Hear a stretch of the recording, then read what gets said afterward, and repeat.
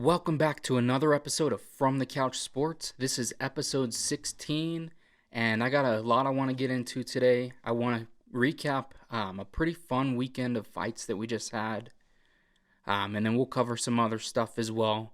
But to kick things off, this was UFC 273, and I think it was in Jacksonville, Florida. And this was a really fun card. It was interesting because there wasn't actually a lot of finishes on this card, but it was still a really fun card to watch. Like the main event only had one finish, or the main card only had one finish. But overall, I thought the main card was pretty fun to watch. Even the prelims were pretty good fights. But to kick things off, I want to start with the main event, and then we'll get into the rest of the fights. So the main event, this is Alexander Volkanovski versus the Korean Zombie, and Volk just dominated this fight from start to finish. There wasn't really any moment in the fight that it looked like Korean Zombie was going to win. He landed a couple nice shots, like trying to counter fight against Volk, but Volkanovski, he looked sharper than he's looked in the past. I mean, his last two performances have just been so dominant. It really shows you how good not only Alexander Volkanovski is, but also how good Max Holloway is, because those two guys, regardless of what your take is on who won either of the fights, those were very close contested fights. And in both of their fights, when they're not fighting each other, in the last couple of them, they've been very dominant. You had Max Holloway had the dominant win over Calvin Kattar, and then he had the win over Yair Rodriguez. And then Volkanovski has done the same, beating Brian Ortega and now the Korean Zombie. So I think this was a really, it was a fun fight, but it also got kind of to the point where it's like, dang, I don't feel comfortable seeing the Korean Zombie take that much damage. Like, he's just getting the brakes beat off of him to the point where he's not even able to sit on the stool in between rounds, and he's you can tell, like, I mean, they call him the Zombie for a reason. He's super hard to put out of there. But Volkanovski was just so fast and crisp in this fight. And, he's just such a smart fighter. He's adapting his game plan for every opponent that he faces. And this one, he just went in there and he was putting in together nice combos. And he just, constantly putting the pressure and beating the Korean Zombie up. And this led to a stoppage by Herb Dean in the fourth round. And a lot of people were saying, maybe the corner should throw the towel in. I think Volkanovski even said something to him prior to the start of the fourth. And then he landed like his first big combo, and then Herb Dean was like, no, that's enough. You don't need to take too much more damage. This fight is for sure over. But yeah, so like another big win for Alexander Volkanovski. I know he's already kind of up towards the top of the pound for pound list.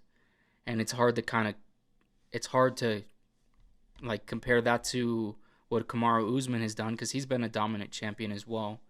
But Volk is for sure in the argument for pound best in the world, especially because he's fought in multiple weight classes as well. And that's another thing he mentioned after the fight in the press conference. He mentioned entertaining the idea of moving up to lightweight. And I mean, part of that is, like, outside of Max Holloway, the featherweight division hasn't really produced a number one contender. In this fight, even, this was like Max Holloway's fight, and then he fell out due to injury. So that's why, like, the Korean Zombie was just a replacement fighter. He probably wouldn't have normally fought for the belt if it hadn't been for the replacement. But I mean, it's funny because it was a replacement, but then they got like a full camp because the fight got delayed and everything like that. And then Max Holloway was even like healed at this point and was willing to weigh in for the fight as a backup even. But yeah, either way, this is a crazy fight. And then just the thought of Alexander Volkanovski going up to lightweight, I think that would be interesting. Does he beat Charles Oliveira? I think that would be a very fun matchup. Oliveira's, he's got that jiu-jitsu too. Volkanovski showed that he's got great defense against it in the Brian Ortega fight. But also Charles is very dangerous on the feet as well. But this month coming up, we're going to have Justin Gaethje, Charles Oliveira. So we'll see kind of how that plays out. Maybe Volkanovski could be in the mix of, challenging for double champ status. I know the rest of the division probably wouldn't like that, like the Islam Makhachev and whatnot. But that's my take on the main event, and then the co-main event of this fight card was Aljamain Sterling and Petr Yan, and this was a very, very interesting fight because I wondered how much the neck injury actually affected Aljo in the first fight, and like Aljo's reputation just got destroyed because of the way that he won the belt, and then he kind of fed into it. He fed into it with the memes and with, just talking like he's the champ. And then he backed it up. That's the thing. He backed it up this weekend. This was not the same Aljo that we saw in the first fight. He was clearly in better shape. He was ready to go for, and he didn't tire out, throwing a ton of strikes. But it was an interesting fight and totally different fight than the first as well. It's funny because he still shot a ton of takedowns and didn't get hardly any. He got 2 takedowns out of 22 attempts. It's just that the 2 takedowns that he got, he was able to control for pretty much full rounds, the second and the third round. And then the fourth and the fifth, at that point, Aljo he's not really setting anything up with the takedowns. He's just shooting for takedowns from distance, and Yan is just stopping everything. And Jan's kind of coming into his own in rounds 4 and 5, so he clearly took those. There is a little bit of an argument, like whether who won round 1. It's one of those things, like if you don't get it, if nobody gets a finish, then it's hard to be upset with the outcome of a fight, especially in a close one like this. It was clearly those 2 rounds apiece, 2 and 3 to Aljo, and 4 and 5 to Petr Yan. But like looking back on the first round, I think Aljo had a few more strikes in there. And it was just that, like, Petr Yan didn't really have much output. He didn't really do anything significant in the first round. So I could see where the judges were leaning towards Aljo.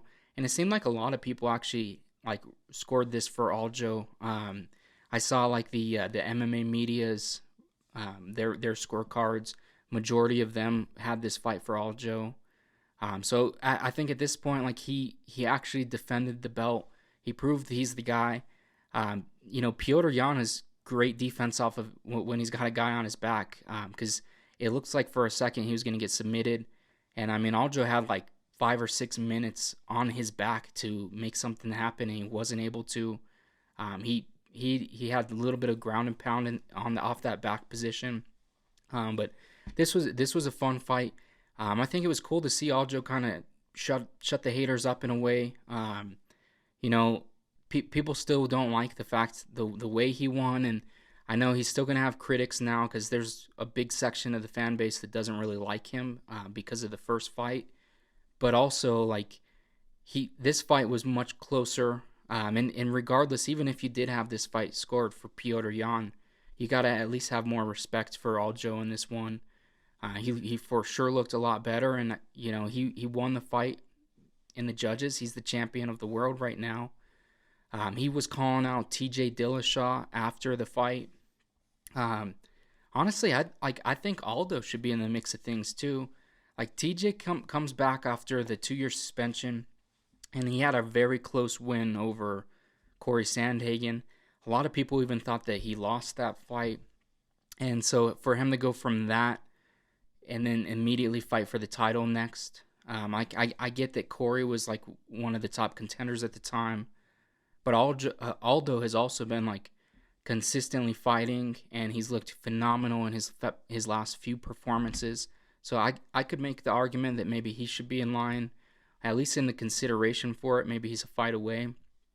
But yeah, that'll be interesting to see where the bantamweight division goes from here. I'm curious, is TJ able to win the belt back, or is Aljo going to continue to get title defenses after he won the belt in such a crazy way? And it's crazy because, like, the way the first fight went, you'd be surprised looking at it now, like, that Petr Yan is down 0-2 to Aljo. But that's just how things played out at this point.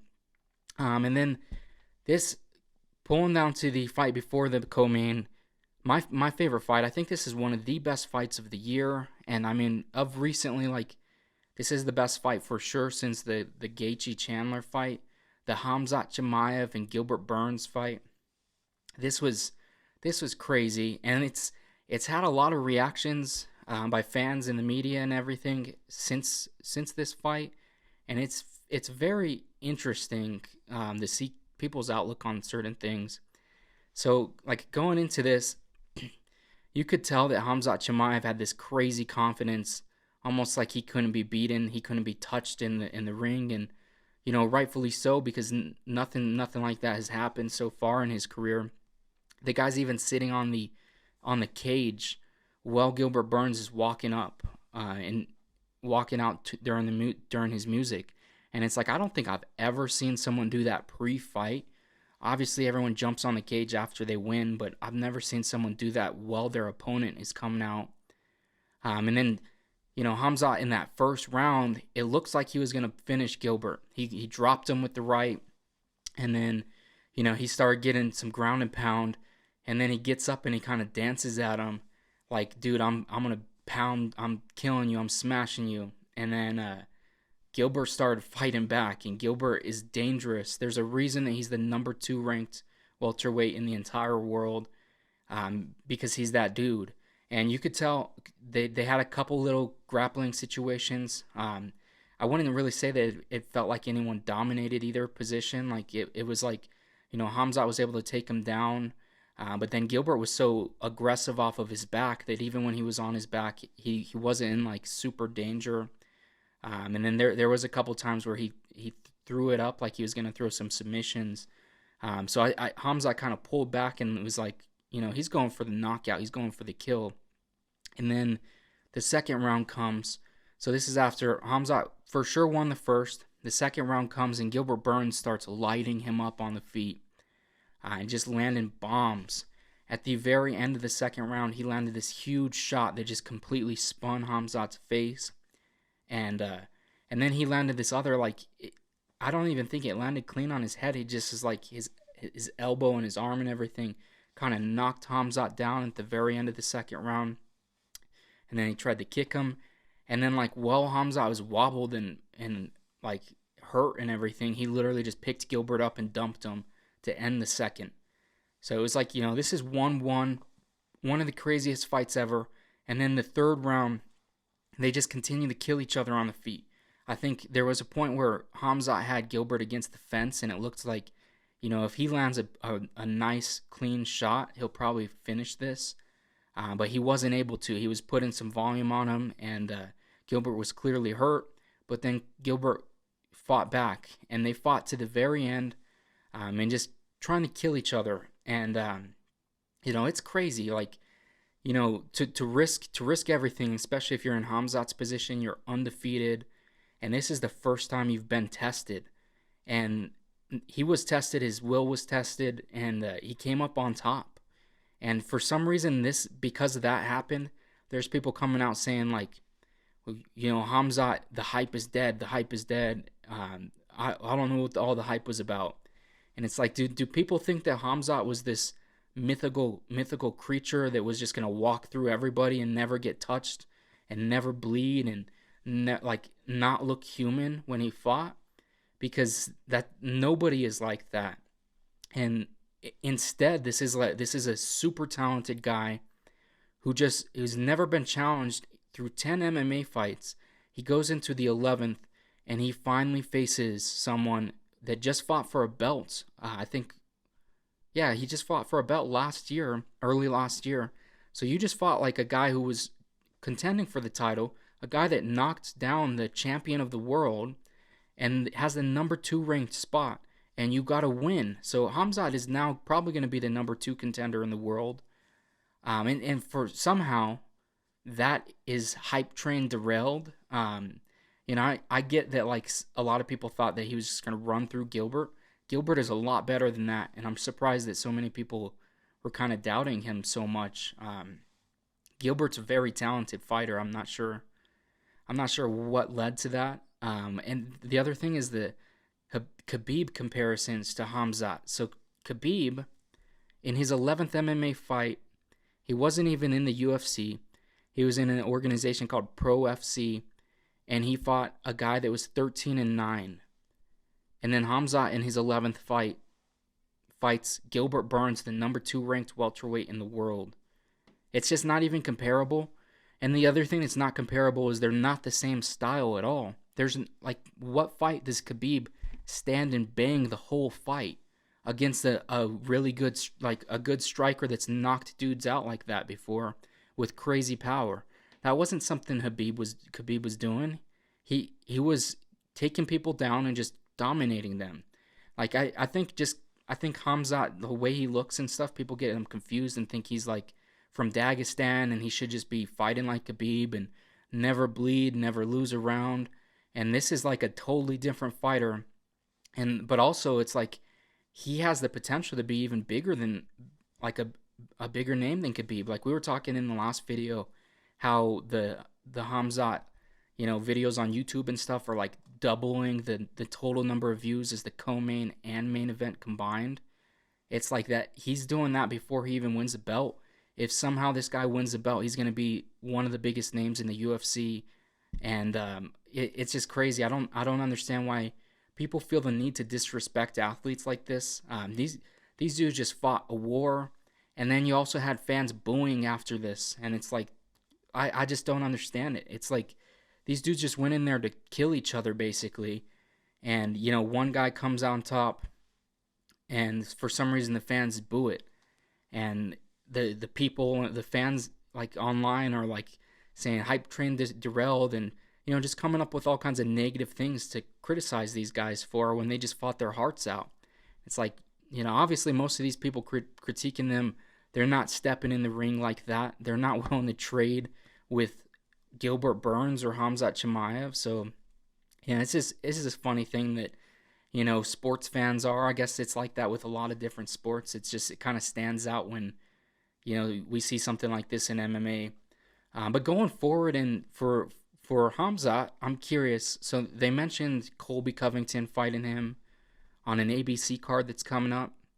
I think that would be crazy. So that would be basically a number 1 contender spot because Colby's already number 1 and then Khamzat's number 2. So if they were to fight, that would be like this guy gets the next title shot basically. And it also makes me think about Leon Edwards. So Leon Edwards is like, if he's just going to continue to sit out, and if he doesn't get this fight booked with Usman soon, he's probably going to miss out on a title shot. And, I know he's on a big win streak and everything, but if you don't have the activity, your last fight's Nate Diaz, and you let this guy come in, beat the number 2 ranked guy in the world, and then if he somehow gets past Colby and beats the number 1 ranked guy, then it's like you don't really have an argument against him. Like, this guy's career is undefeated, and he just beat the 2 and number 1 ranked guy, and, your last fight wasn't even over a ranked guy. So, that I think Leon should try to book that fight right away so he can fight before that Colby and Colby Khamzat fight. But I know Usman's kind of dealing with the hand injury, so we'll see if that even gets made soon. But yeah, I think that pretty much covers the Khamzat Chimaev and Gilbert Burns fight. In my opinion, this is the best fight of the year so far. It was incredible. I'm really curious to see how fighting Colby plays out. The skill sets are totally different. Colby's not going to threaten to submit Khamzat. And then he doesn't have the power to like knock him down and hurt him like Gilbert does. But he's got more pace. He's got great wrestling. I'm curious how the wrestling matchup will go, and I think that'll be a fun fight if they are able to book it. And then one of the other fights on the main card that I thought was interesting was Mackenzie Dern. Tisha Torres. This is the second round. Mackenzie Dern got in the craziest. Her whole body weight was hanging off of Tisha Torres' arm, and she was trying to submit her, and that was super fun to watch. I was like, I really haven't seen too much stuff like that Like you've seen a couple guys like backpack their opponent and whatnot, like the way Oliveira submitted Poirier. But like I hadn't really seen someone do that like off to the side of their body and everything. That was really interesting. And then a couple of fights on the prelims that I liked. The Ian Gary fight. Ian Gary is interesting. Like, he's got all this hype. He call it like his nickname is literally the future. In my opinion, I wouldn't call myself that until like you've proved yourself a little bit. I think that I'm trying to remember. I feel like we've seen guys like that who have similar nicknames in the past, and once they start losing, it's just like that's tough. But Ian Gary kind of needed a grueling fight. He didn't just come in there and knock the guy out. He didn't like put too much hurt on him or anything. But he did look good. He was listening to his corner coming out of each round, and I think picking up the ring experience and everything will be good for him. And he's not just getting thrown in there with the Wolves, the top 10, 15 right off the bat. And then another fun fight on this card was Anthony Hernandez versus Josh Fremd. Anthony Hernandez just had this crazy pace the whole fight. It was like the round starts, I'm going to wrestle you until I get you in submission positions, and then just continually do that the whole fight. And it's like he's not gassing himself out trying to submit him. He's just constantly going after it. So he had a really good fight. Josh, I think this was one of his first UFC fights. He looked really good. The pace that Hernandez was putting on him was kind of hard to stop. I think it would be for most people. But Josh, when he was on the feet, he looked really good. He landed some big shots. And that was also a fun fight. And then Mike Malott, this is his UFC debut, and this was against Mickey Gall. Mickey Gall like rushed in, and they were standing up exchanging, and Mike Malott just knocked him out cold. It was a nasty land on your face knockout. He had a big statement win, and then he went on, and I think he donated half his fight purse to a GoFundMe for someone with cancer. So that was fun. I think he's going to be an interesting prospect now coming up, and getting a big win like that over a UFC vet is big. And then the last one on the UFC prelims I want to touch on is Alexei Oleinik picking up his 60th MMA win, and this was over Jared Vanderaa by submission. This is awesome. Like, this is Alexei Oleinik just has some. He uses like the interesting submissions that not a lot of other guys use, like the Ezekiel choke, and then this one was an interesting submission as well. He was able to submit Vanderaa and pick up his 60th MMA win, and then he said he wants to continue to fight and everything. So that's awesome. I like seeing guys fight late into their career and still see success. I feel like too often we see, older vets just getting fed to the wolves and getting knocked out and put on guys' highlight reels. So it's kind of fun when you see the older guy come up and still win. But that kind of sums up the UFC card. I want to talk, in the last video we touched on some of the boxing that was coming up this last weekend. The Ryan Garcia fight specifically against Emmanuel Tago. This was just like a lackluster fight, to be honest. It felt like the whole fight Ryan Garcia he's pressing forward, and then he's just trying to throw a bomb. And then once he throws the bomb, he just gets caught in a clinch position. And then like Emmanuel Tago, it looked like he was like doing MMA stuff, like trying to take him down and whatnot. And it was just like he'd be like at his waist, clinching around him, and it's just like, come on. And Tago didn't really produce much offense in this fight. But Ryan Garcia, like you could tell he was searching for the knockout, but it wasn't really coming. Tago would kept tapping to his body every time Ryan would throw a body shot, and then Ryan would throw more body shots trying to put him out with a body shot, and it just like he wasn't able to take him out. But he still won this fight for sure. I think it's 22-0 now for Ryan Garcia. I'm curious kind of what's next. I do think that he needs to challenge himself more, but also like seeing some of his most recent fights, I don't think he should challenge himself against the best guys in the world at the moment. I think he should find, gradual steps up in competition. He's still very young, but jumping up against Tank Davis or George Kambosos, one of those guys, I think he would be pretty dangerous for him because he's never fought anybody near that level. But I'm interested to see kind of where he goes from there. And then another match that was this weekend, the Sebastian Fundora versus Erickson Lublin. Fundora is so fun to watch. I think he's 6'5.5" or 6'6", and he fights like a 154, super small weight class. And he's interesting because he actually fights on the inside really well. You'd think like the guy who skyscrapes over everyone, has the reach over everyone, is just going to be better like from distance. But he looked really good in this fight. He dropped Lubin in the second round, and then Lubin actually dropped him. It was kind of like he put together a combination. It wasn't like a hard knockdown, but he was definitely wobbled, and he stumbled down to a knee. So I think it counted as a knockdown. But then Fundora was able to put this fight away. I think in the 9th round they called it. So, that was a fun fight. Probably, the funnest fight. The Triple G fight was fun too. It was just so early in the morning. Like I had to just see the recap. It's like before I even woke up. But this was Triple G versus Murata. Triple G went to Japan to face this guy. This guy who is Japanese. The start of the fight was a little bit closer, but then as things kind of rolled on, Triple G was able to take over and finish this fight. Doing this at 40 years old is pretty impressive. And I just, Triple G is a legend in the sport of boxing, but also it feels like he's judged too much on the Canelo trilogy. Or, I mean, right now it's just 2 fights, but, it's the first fight that a lot of people say was controversial, and then it's the second fight that Canelo won.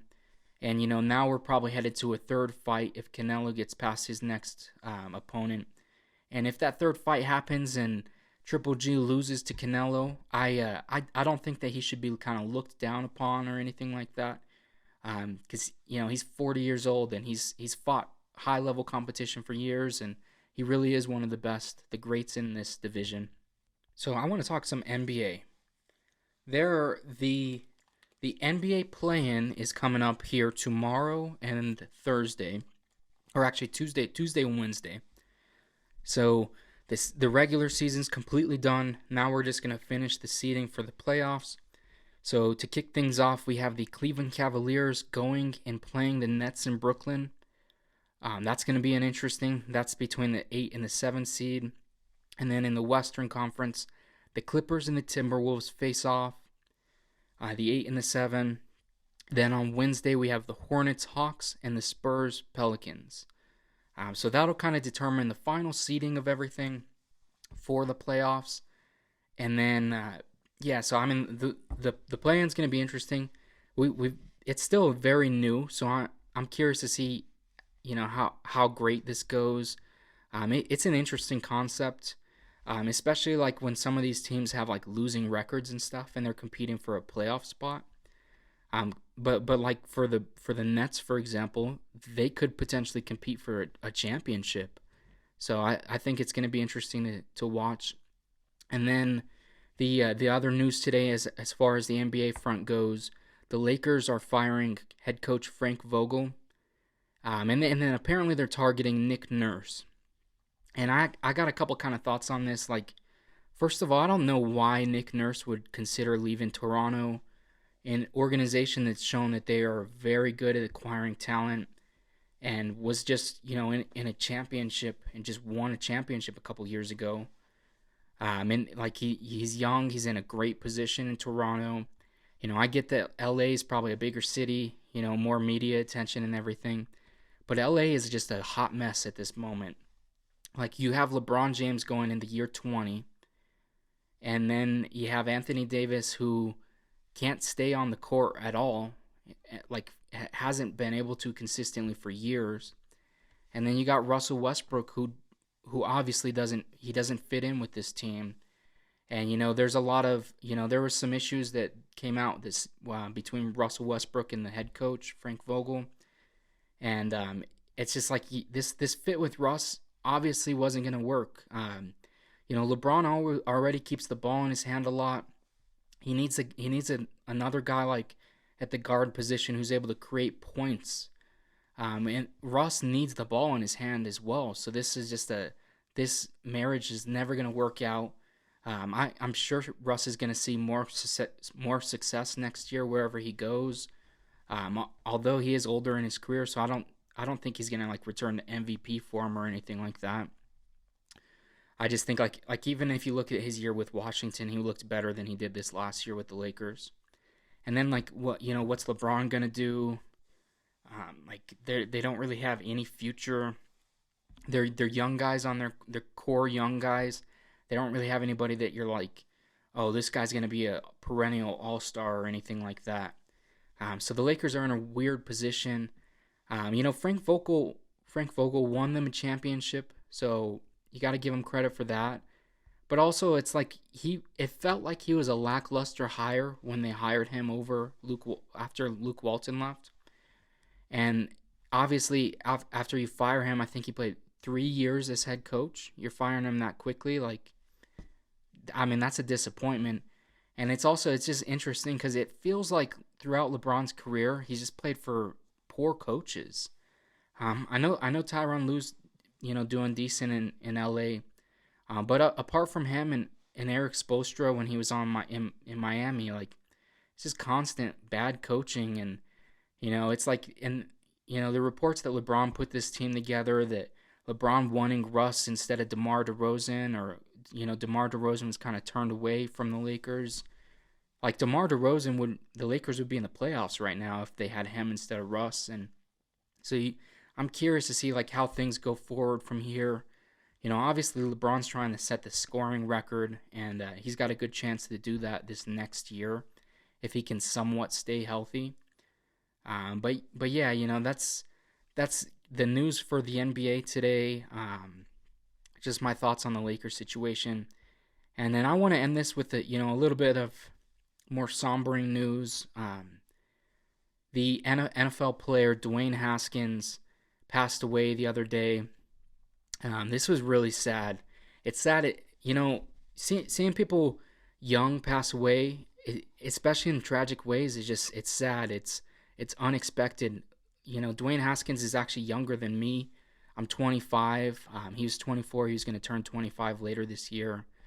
And, this is a guy who's realizing his NFL dreams, and he's got an opportunity this year for the Pittsburgh Steelers to, potentially start. And, he's still very young in his career, and it's sad because we're never going to see that anymore.